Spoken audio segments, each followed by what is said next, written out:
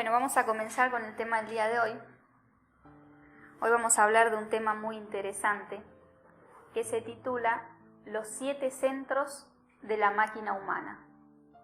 Esta conferencia nos invita a profundizar en el estudio de las diferentes funciones internas que expresa nuestro cuerpo físico y la íntima relación que existe entre lo físico, lo material, lo visible, aquello que podemos ver y tocar, con aquello que es metafísico, invisible, intangible y que se escapa de los sentidos de percepción.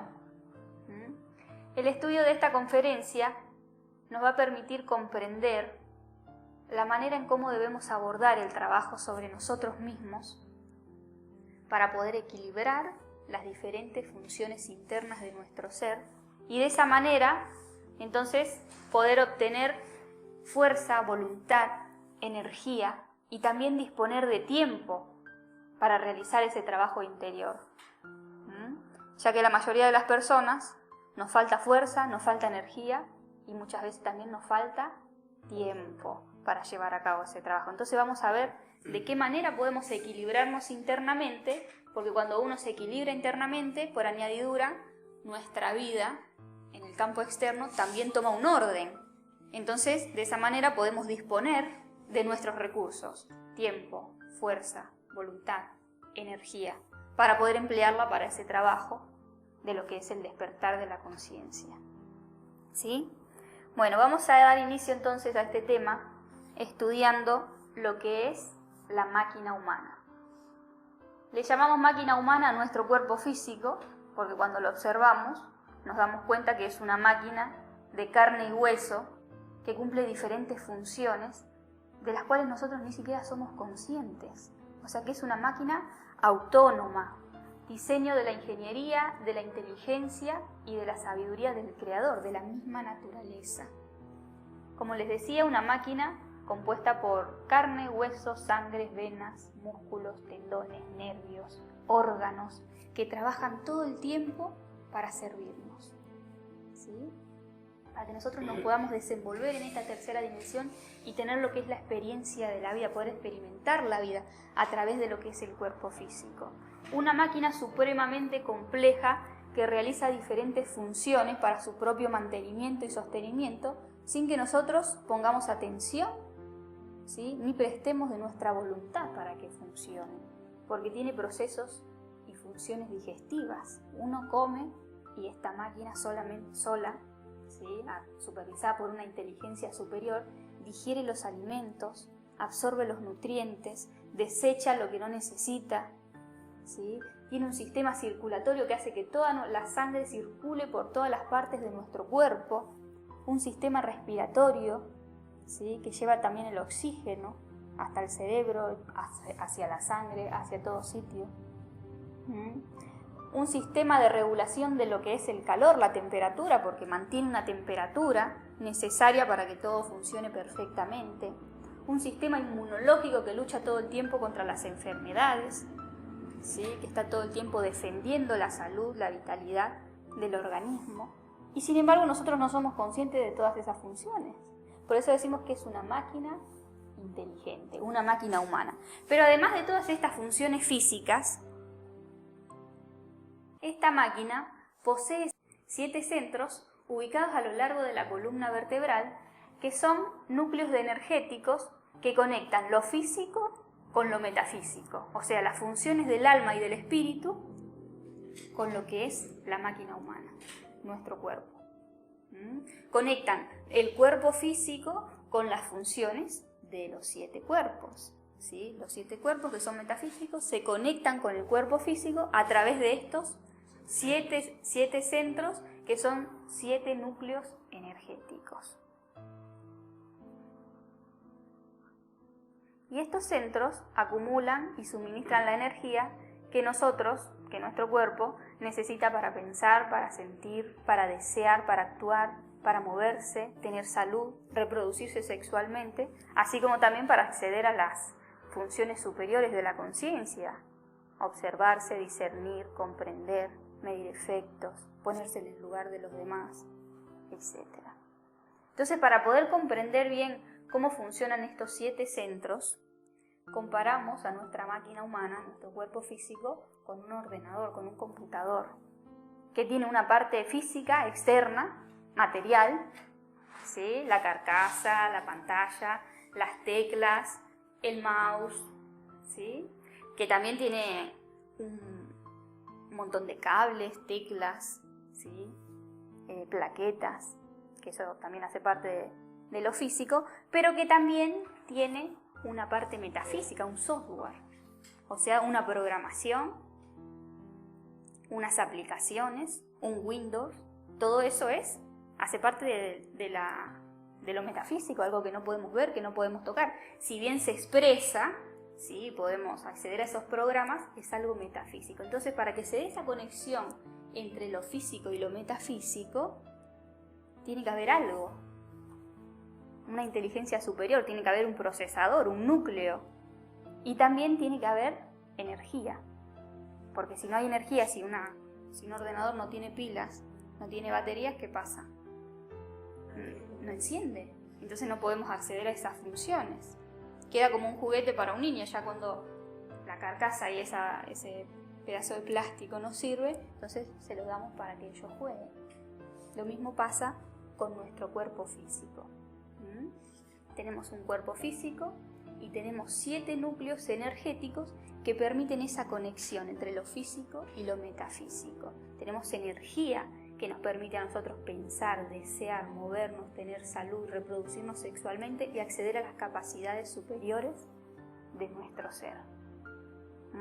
Entonces vamos a estudiar estos 7 centros, cuál es la función de cada uno de ellos, de qué manera se encuentran trabajando, o mejor dicho, de qué manera nosotros los utilizamos, ya que la mayoría de estos centros se encuentran condicionados y trabajando para el ego, lo que genera todo un desequilibrio en nuestra máquina humana, que se ve reflejado en la falta de vitalidad, en la falta de fuerza, en la falta de energía, en la falta de voluntad y hasta también en la falta de tiempo que nosotros tenemos. Por eso, como decíamos, cuando una persona se equilibra internamente, por añadidura, su vida toma un orden también y un equilibrio. Vamos a empezar estudiando lo que es el primer centro, que le llamamos centro sexual. Este centro está ubicado en el hueso coxis y en él se acumula la energía creadora sexual que nos permite a nosotros crear. O sea que podemos crear con esta energía. Dependiendo del uso que nosotros le demos a la sexualidad, vamos a hacer una creación u otra. Y existen 3 formas o 3 enfoques que le podemos dar al sexo. El primero es el sexo generativo, que es cuando se utiliza la sexualidad para reproducirnos y entonces de esa manera creamos un nuevo ser, un nuevo cuerpo, un nuevo vehículo. La segunda clase de sexualidad es la sexualidad degenerativa. En este caso, entonces se expulsa esa energía creadora sexual, la energía de este centro, para experimentar placer.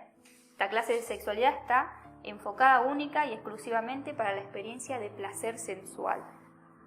Y de esa manera, entonces, lo que se crea es el ego, el deseo de volver a repetir. El yo que quiere volver a repetir esa experiencia, que quiere volver a experimentar placer. Entonces se desarrollan los diferentes tipos de yoes lujuriosos para poder experimentar placer en el acto sexual de diferentes maneras. También se desarrolla lo que es, o se crea lo que es el apego y la ficción a lo que es el deseo y el placer sexual. Y en general, todos los diferentes yoes que hacen parte de lo que es el ego. Se robustece nuestra naturaleza instintiva animal también.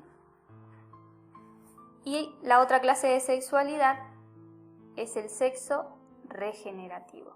En este caso, no se expulsa la energía creadora sexual que contiene este centro para experimentar placer, sino que se canaliza hacia el interior por la columna vertebral. Y de esta manera entonces se crea nuestra naturaleza espiritual.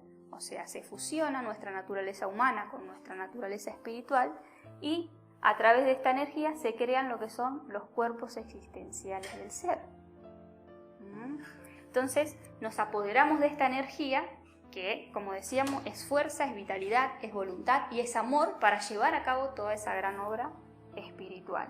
3 clases de sexualidad en las que podemos ver que en todas está contenida la palabra gen, porque el sexo tiene una gran influencia en lo que es toda la constitución de nuestro ser, nuestra genética. Cuando utilizamos el sexo generativo es que transmitimos nuestro gen a un nuevo ser, a un nuevo cuerpo. Cuando utilizamos el sexo degenerativo, entonces estamos afectando de manera negativa nuestro gen, ¿sí? Porque estamos desarrollando el ego, estamos fortaleciendo nuestra naturaleza instintiva y animal. Y cuando utilizamos el sexo de manera regenerativa, estamos afectando nuestro gen de manera positiva, o sea, despertando lo más elevado que hay en nosotros, en nuestro ser, y conectándonos con esa naturaleza espiritual. Esto en cuanto a lo que es el primer centro. El segundo centro es el centro instintivo, que está ubicado un poquito más arriba en lo que es el hueso sacro. Este centro mantiene las funciones vitales del organismo, las que nombramos al principio, las funciones como la digestión, la circulación de la sangre, todas las funciones orgánicas, ¿sí? A través de la energía de este centro se mantiene. También administra la energía de los demás centros, o sea que en este centro se acumula toda la energía que nosotros recibimos de los alimentos, del descanso, ¿sí? Y este centro suministra a los demás centros para que puedan cumplir con sus funciones. Y por otro lado, este centro produce los deseos instintivos que suplen las necesidades biológicas de nuestro organismo. ¿Cuáles son nuestras necesidades biológicas? Comer, dormir, descansar, tomar agua, hasta reproducirnos sexualmente, la necesidad de lo que es el sustento, un techo, un abrigo, ¿sí? Necesidades básicas, que son necesidades instintivas y biológicas. Entonces, una vez el cuerpo las suple, nos encontramos en equilibrio. Cuando uno come, sacia el hambre y se encuentra en equilibrio. Pero ¿qué pasa? La mayoría de los deseos que nosotros experimentamos no son instintivos y en base a una necesidad biológica, sino que son deseos psicológicos. Deseos que surgen y que suplen la necesidad de un yo o de todos nuestros yoes. Porque al experimentar placer al comer, ¿qué pasa? Se desarrolla el yo de la gula. Al experimentar placer al descansar, se desarrolla el yo de la pereza. Entonces ya ese yo crea una necesidad y surge en nosotros un deseo de suplir la necesidad, pero no la necesidad del descanso, sino la necesidad del yo de la pereza. No la necesidad del hambre, sino la necesidad que tiene el yo de la gula. No la necesidad de un sustento, sino la necesidad que tiene el yo de la ambición, que quiere más, que desea más. ¿Sí? La necesidad del yo del orgullo, que quiere ser alguien, que quiere sobresalir, que quiere destacarse. La necesidad de la vanidad, que quiere verse de tal manera. La necesidad de la lujuria, que tiene fantasías y quiere experimentar placer en la sexualidad. El temor, que ya no es un temor instintivo para protegernos, sino un temor psicológico, temor al futuro, temor a quedar mal, temor a la crítica, etc. Entonces, los yoes, todos nuestros yoes, están constantemente experimentando estos deseos que agotan la energía de este centro, porque todo el tiempo estamos experimentando deseos. Y el comercio lo que hace es que estimula la actividad de este centro, creando necesidades que son subjetivas, porque siempre hay para desear algo más, ¿sí? Y deseamos esta camisa, y deseamos tener más dinero, y deseamos comer tal cosa. Entonces todo el tiempo estamos deseando, deseando, deseando, y gastando la energía de este centro, que cumple una función muy importante porque es hallar el equilibrio, ¿sí? Compensando una necesidad. Pero de esta manera nos vamos del equilibrio y lo que hacemos es un desequilibrio en la máquina, ¿sí? Y a través de los deseos psicológicos también buscamos la felicidad, porque pensamos que bueno, que si me voy al McDonald's y me compro la hamburguesa, ahí está la felicidad, ¿sí? Que si me voy al centro comercial, que si gano más dinero, que si me compro esta camisa, que ahí está la felicidad. Pero ¿qué pasa?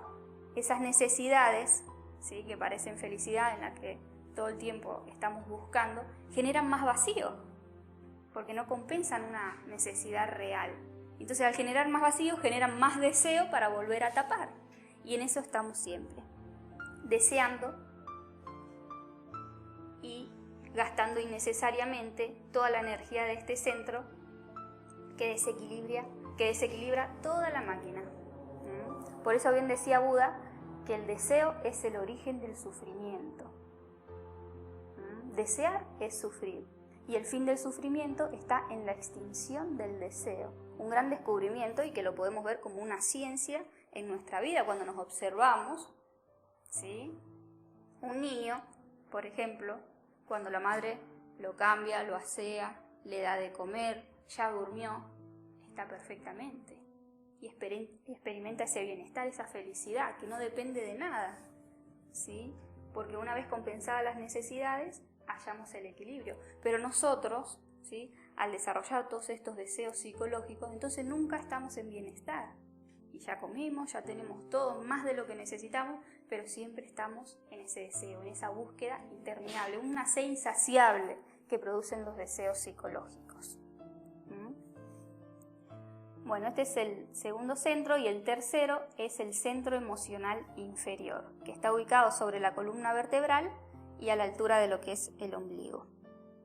Entonces, este centro nos permite a nosotros experimentar emociones, tanto positivas como negativas, como por ejemplo el ánimo, el desánimo, la alegría, la tristeza, la ambición, la lástima, el resentimiento, el odio, la envidia, el romance, el apego, etc. Todas las emociones que una persona puede llegar a experimentar, estas y muchas más. Decimos positivas y negativas, que no tienen nada de malo, ¿sí? Porque también cumplen una función. Las emociones mueven al ser humano, mueven a la acción. Las emociones permiten que una persona emprenda, que una persona ayude, que una persona se exprese, ¿sí?, exprese sus sentimientos, que una persona sienta ánimo de vivir, de hacer cosas. Pero tenemos que saber que existen emociones que son superiores y que son inferiores, no positivas y negativas, sino superiores, inferiores. Emociones que son de la conciencia y emociones que surgen a partir del ego. La mayoría de las emociones que nosotros experimentamos surgen a partir de la interpretación de nuestro ego. Nuestro ego interpreta la realidad, ¿sí?, y nosotros sentimos emociones. ¿Por qué sabemos que surgen a partir del ego? Porque nos duermen la conciencia, porque nos embriagan y entonces nos impiden la acción sabia, o sea, actuar con sabiduría, ver la verdad y actuar base a esa verdad. Obsérvense ustedes cuando están dormidos en una emoción, cualquiera, ya sea positiva o negativa.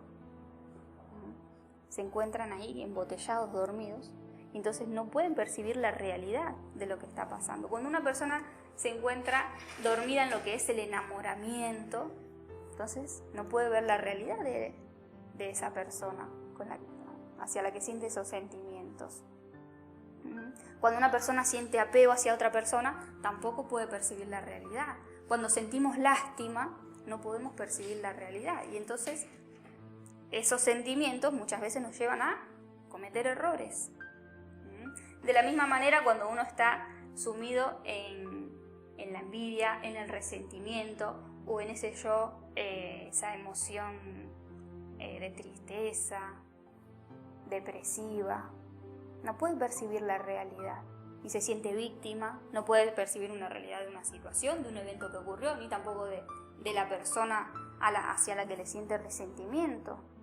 Entonces las emociones inferiores nos duermen la conciencia y también nos llevan a confundir los valores, porque confundimos el amor con el enamoramiento cuando es una emoción. Confundimos el amor también con los sentimientos de apego y de lástima, cuando son otros tipos de emociones. Confundimos la amistad con la empatía y con esas emociones de afinidad que tenemos con otras personas, pero la amistad es otra cosa. ¿Sí? No se trata de emociones. Una amistad es una persona que está cuando otra persona la necesita, más allá de que sean afines o no. Confundimos las emociones de excitación, de euforia, con lo que es la verdadera felicidad. que es otro estado muy diferente. Y así como vivimos experimentando deseos, también todo el tiempo vivimos experimentando emociones de todo tipo, ya sea positivas o negativas. Y la actividad innecesaria de este centro genera ansiedad, excitación, perturbación interior, que nos aleja del estado de ser. Porque cuando uno está excitado, perturbado por emociones, entonces pierde ese estado de conciencia y de bienestar natural que no depende de nada. Y nos roba toda la fuerza de la voluntad para el trabajo interior. Porque cuando uno se deja llevar por las emociones, por la alegría de la fiesta, por la euforia, por el romance, por el apego, por la lástima, etc., entonces esas emociones nos roban toda la fuerza. Y después no tenemos fuerza, ánimo, para llevar a cabo un trabajo real, ¿sí? En el campo real de los hechos, que no generan emociones del ego. Entonces nos volvemos insensibles, y esto también hace parte de lo que es el degeneramiento, porque nos acostumbramos a emociones intensas, y luego en la realidad, para afrontar la realidad, no tenemos fuerza, no tenemos energía, porque se la han gastado todos nuestros yoes. El cuarto centro es el centro intelectual inferior. Está ubicado, ¿sí?, a la altura del corazón, sobre la columna vertebral.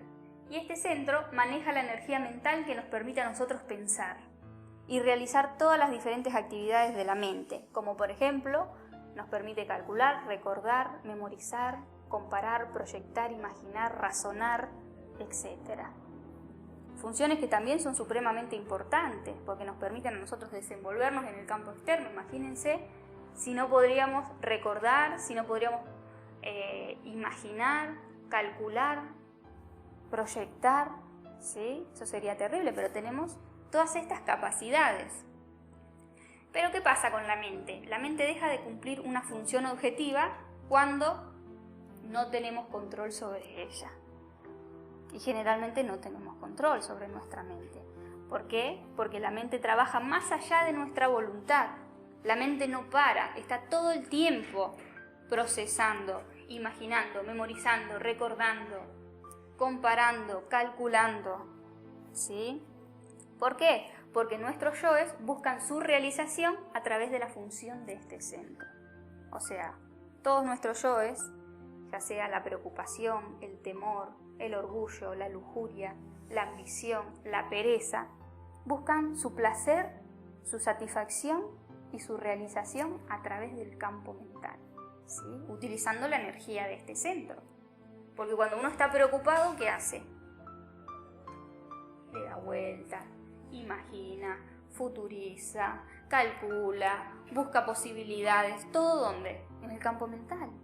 Y está gastando todo el tiempo la energía de este centro. Cuando uno tiene un temor, lo mismo. Y también todos los yoes, porque la ambición, ¿qué hace?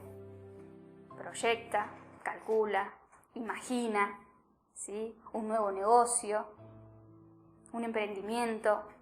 La pereza también se realiza en el campo mental, ¿sí? Imagina el descanso, y entonces estoy haciendo algo que no me gusta y estoy imaginando lo que me gustaría hacer. Entonces me imagino, me proyecto en las vacaciones, ahora cuando llegue a mi casa me tiro, voy a ver tal serie. Se está ahí, proyectándose en el campo mental.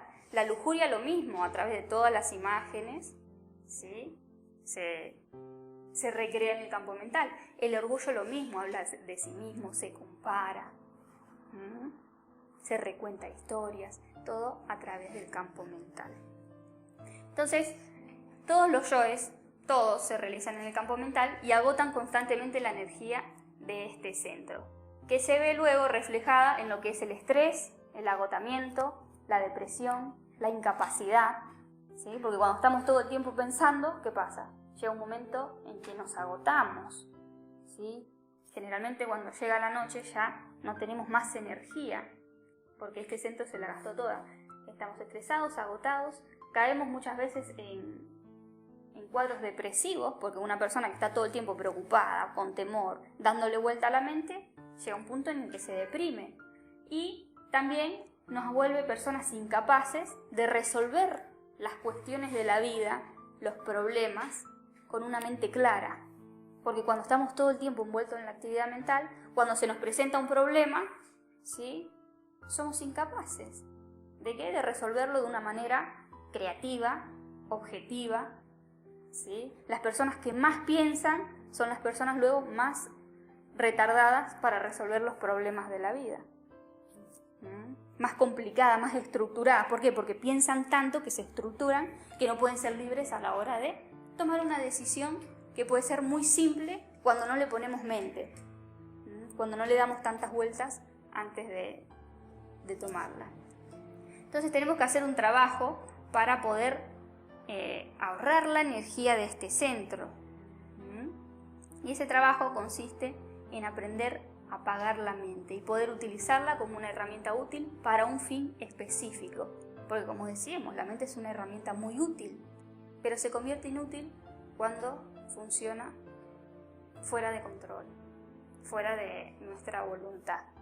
Y para eso entonces tenemos que observarnos, observar cómo funciona la mente, conocer los yoes que operan en el campo mental y aprender a no identificarnos, a dejar pasar todos esos pensamientos, a morir de instante en instante a todos los pensamientos que van surgiendo, teniendo en cuenta que no son útiles, ¿sí?, que no son justos en ese momento y que lo único que hacen es desgastarnos. El quinto centro es el centro motor. Se encuentra ubicado a la altura de la laringe sobre la columna vertebral.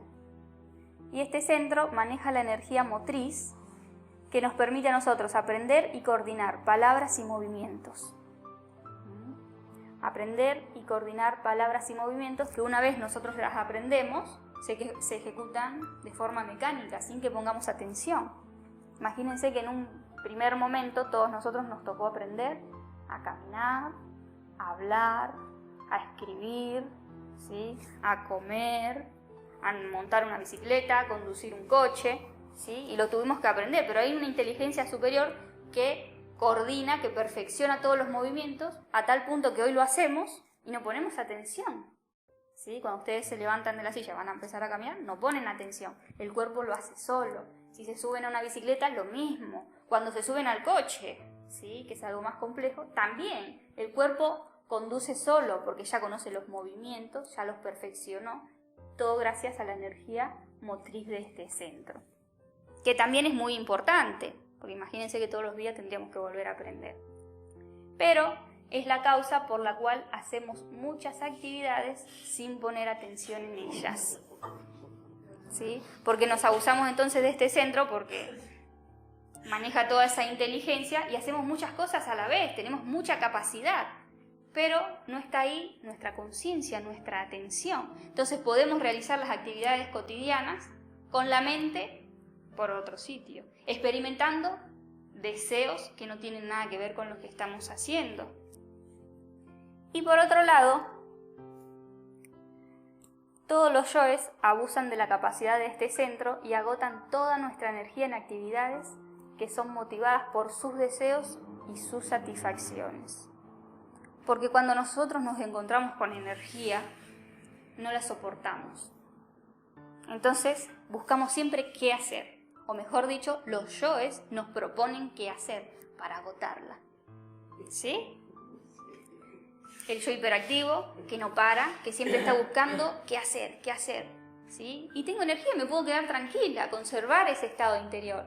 Pero viene el yo que dice, bueno, voy a hacer un bizcocho ahora, ¿sí? Y sí, así, porque vienen los hijos, porque vienen los nietos, porque vienen los críos, ¿sí?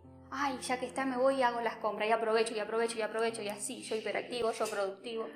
El yo tacaño, que también nos hace perder mucho tiempo y mucha energía y se abusa de la función de este centro. Vamos al Mercadona, hacemos la compra, vemos que la leche está 10 céntimos más económica en el líder, entonces nos vamos al líder y vemos que el otro está más 10 céntimos menos en el otro y nos vamos a Carrefour y hacemos la compra y nos llevamos todo el día por ahorrar ¿cuánto? 1 o 2 euros, ¿sí? El yo vanidoso, que también siempre está pendiente y que siempre nos propone, bueno, vamos a hacer esto, vamos a hacer lo otro, el yo ambicioso, el yo charlatán, los yoes de la personalidad, que no quieren quedar mal con nadie, entonces no saben decir que no y se comprometen con cosas y hacen favores y cosas, cuando muchas veces tenemos que abstenernos y saber decir que no y respetarnos también a nosotros mismos. Pero así es como estamos todo el tiempo ocupando, ¿sí?, nuestro tiempo, gastando la energía cuando la tenemos, porque como les decía, no la soportamos, entonces los yoes nos proponen hasta agotar la última gota, y cuando no tenemos energía, ¿qué decimos? Que nos falta tiempo, que nos falta fuerza, que nos falta energía, y no vemos que cuando las tenemos, la agotamos, ¿sí?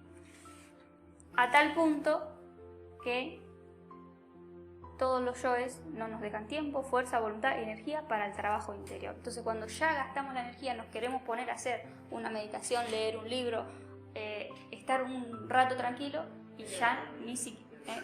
y te quedas dormida, claro. No lo puedes hacer porque no somos dueños de nuestros propios recursos, sino que son los yoes los que nos los están gastando todo el tiempo. Y para hacer un trabajo interior se requiere de mucha energía, se requiere también de tiempo, entonces requiere que frenemos un poco la actividad externa para esos recursos que invertimos en los deseos y en las satisfacciones de los yoes, los podamos invertir en el trabajo interior, ¿sí? Porque esto es como la persona que gana muchísimo, que tiene un sueldo elevado, pero nunca tiene dinero. En algo lo está gastando, ¿sí? Entonces, si yo lo ahorro por un lado, lo voy a tener para lo otro. Cuando quiero hacer un trabajo interior, tengo que ahorrar mis recursos para poder invertirlos en ese trabajo. Y eso es muy importante. Bueno, aquí entonces, hasta acá estuvimos hablando de los 5 centros, que son los centros inferiores, que hacen parte de lo que es el alma humana. Y tenemos 2 centros superiores, que hacen parte de lo que es nuestra naturaleza espiritual. El 6º centro entonces es el centro emocional superior. Está ubicado en una glándula en el cerebro que se llama glándula pituitaria. Este centro nos permite a nosotros acceder a las cualidades de la conciencia y poder sentir a través de ella. Como decíamos antes, existen emociones que son superiores. Entonces, podemos expresar y sentir emociones superiores a través de este centro. Este centro nos permite a nosotros juzgar rectamente la realidad, o sea, tener un recto juicio de la realidad, ¿sí? Acuérdense que antes hablábamos que cuando uno está dormido en las emociones inferiores no puede percibir rectamente la realidad. Pero a través de la conciencia sí lo podemos hacer, percibir la realidad de una situación tal y como es, de un evento, de una persona y también de mí misma.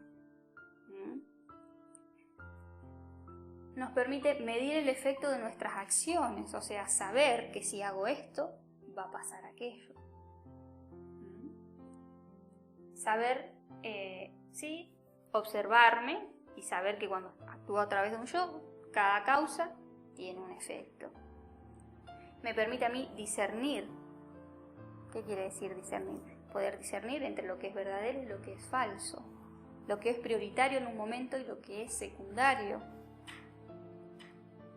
lo que es justo y lo que es injusto, lo que es útil y lo que no es útil, lo que me conviene en la vida y lo que no me conviene, aquello que me es beneficioso y aquello que me es perjudicial. Todo eso a través de la energía que produce este centro, que me permite a mí discernir, ¿sí?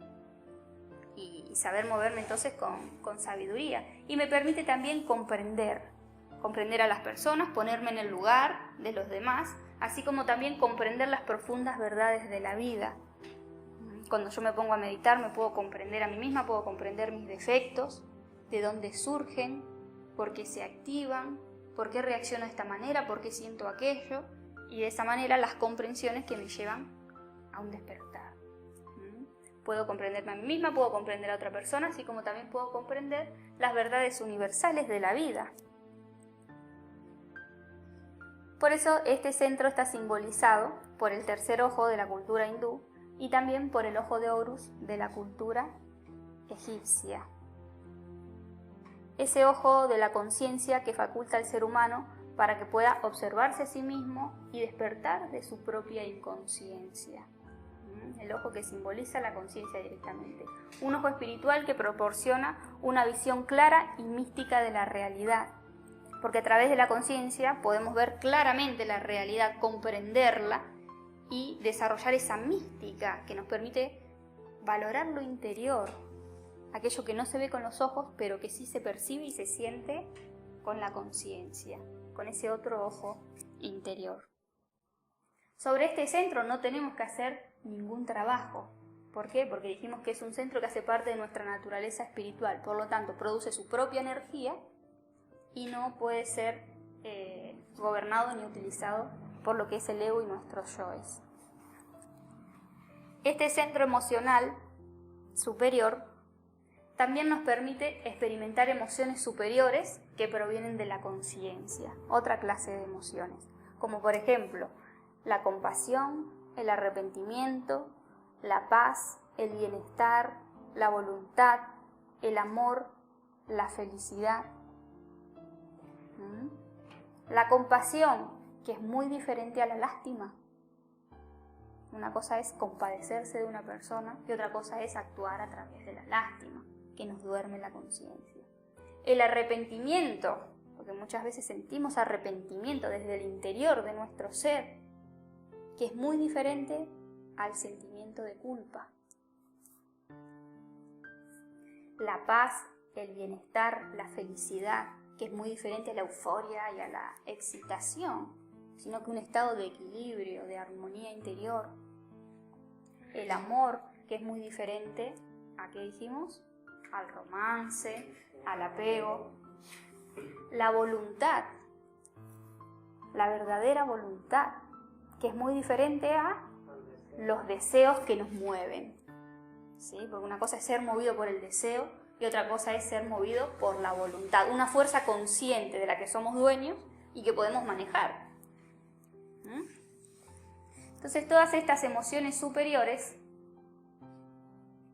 no son pendulares como las emociones inferiores, que nos llevan del placer al dolor, de la euforia a la depresión, sino que son emociones completas, porque provienen de la conciencia, entonces son como una unidad, que generan orden, que generan armonía y que generan justicia en nuestra vida, o sea, efectos justos, no nos llevan a cometer errores, sino que nos permiten percibir la verdad y actuar en base a esa verdad y sentir a través de la conciencia.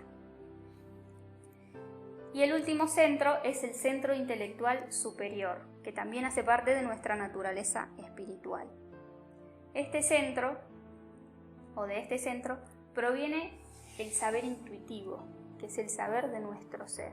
Un saber que nosotros podemos sentir desde el interior, de manera de intuición, pero que no depende ni de la lógica, ni del razonamiento, ni de la mente, ni de toda la información que ahí tenemos acumulada, sino que es un saber que surge del interior como una intuición, ¿sí?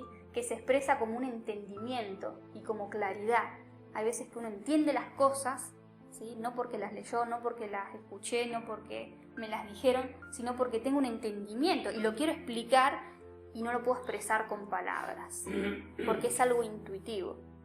Así como uno puede entender claramente que existe la reencarnación, ¿sí? Que existe el alma, que existe el espíritu, que la vida terrenal, material, física no lo es todo, porque uno lo siente, ¿sí? Por eso se dice que la sabiduría proviene del interior, la verdadera sabiduría. Y de este centro percibimos la guía y la orientación para recorrer el camino del despertar, porque claro, todo este camino también es un camino intuitivo.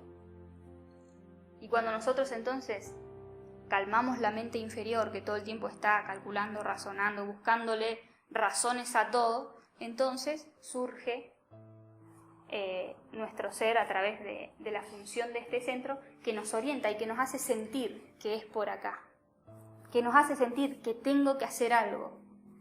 Algo dentro mío me dice que no haga más esto, que el camino es por allá.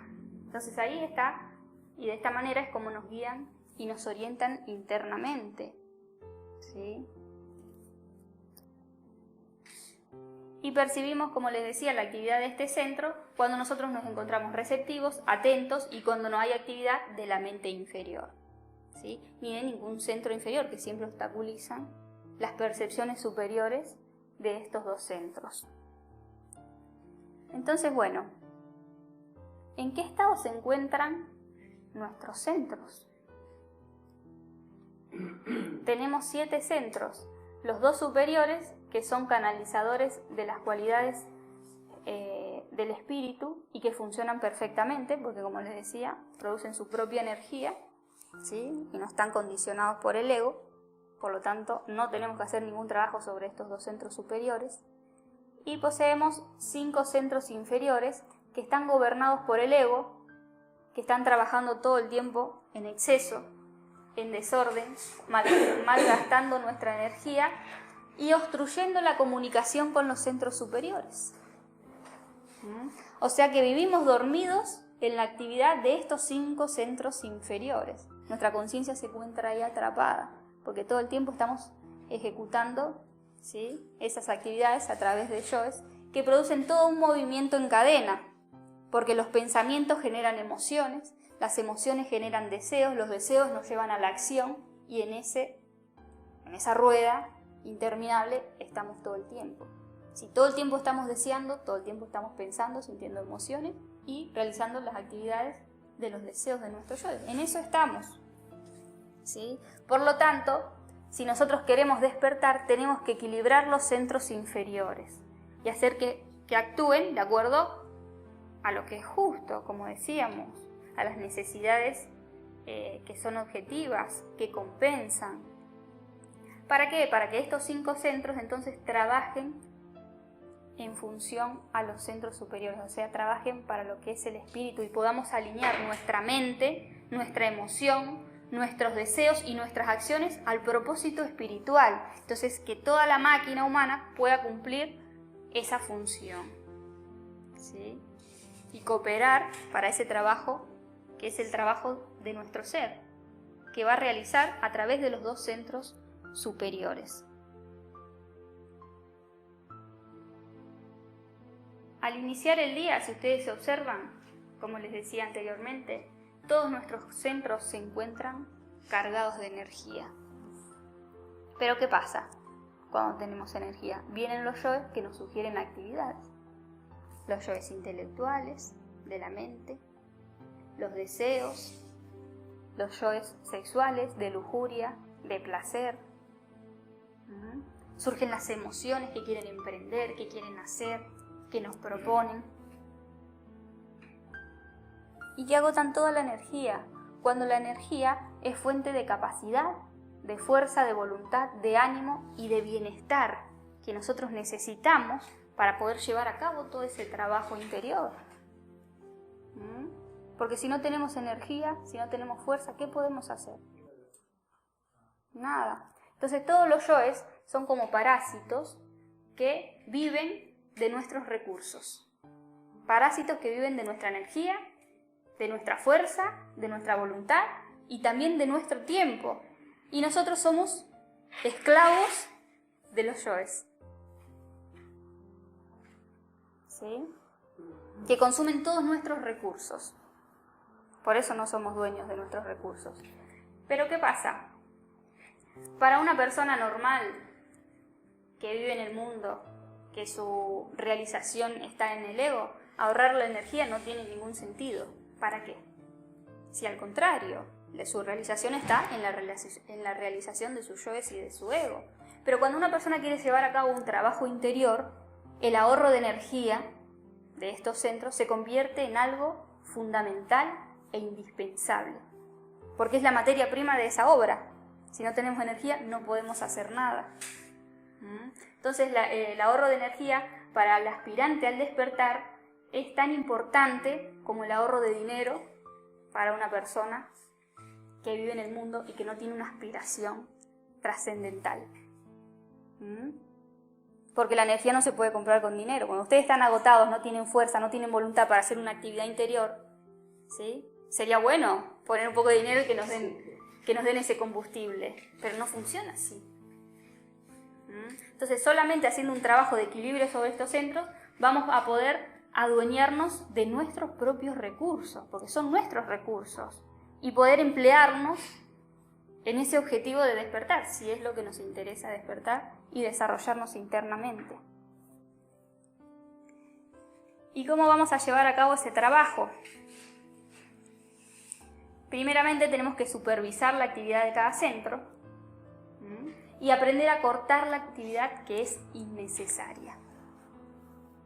Observarnos a nosotros mismos, ya sabemos, la mente, la emoción, los deseos, las acciones, el centro sexual también, y aprender a cortar la actividad que es innecesaria.